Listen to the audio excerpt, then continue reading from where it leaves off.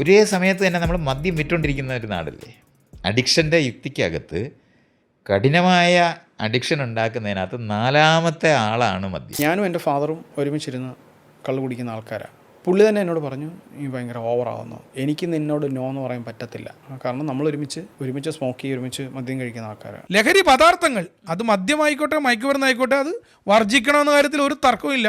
അതങ്ങനെ തന്നെയാണ്. അത് മനുഷ്യൻ്റെ നന്മയ്ക്ക്, വ്യക്തികളുടെ നന്മയ്ക്ക്, സമൂഹത്തിൻ്റെ നന്മയ്ക്ക് ഇതെല്ലാം ആവശ്യമാണ്. ഒരിക്കലും പറഞ്ഞ അഡിക്ഷൻ ഒന്നും ആയിട്ടില്ല. പക്ഷേ എനിക്ക് എന്നെ ഭയങ്കര ഇഷ്ടമില്ലാതായി. കാരണം രാവിലെ എഴുന്നേൽക്കുമ്പോൾ ഭയങ്കരമായൊരു ക്ഷീണത്തോടു കൂടിയാണ് എഴുന്നേൽക്കുക. പിന്നെ ഞാൻ കുറച്ചെങ്കിലും ഓക്കെ ആണെങ്കിൽ 1-2 പെഗ് കഴിക്കണം. അത് അങ്ങ് ഡേ മുഴുവൻ തുടരും.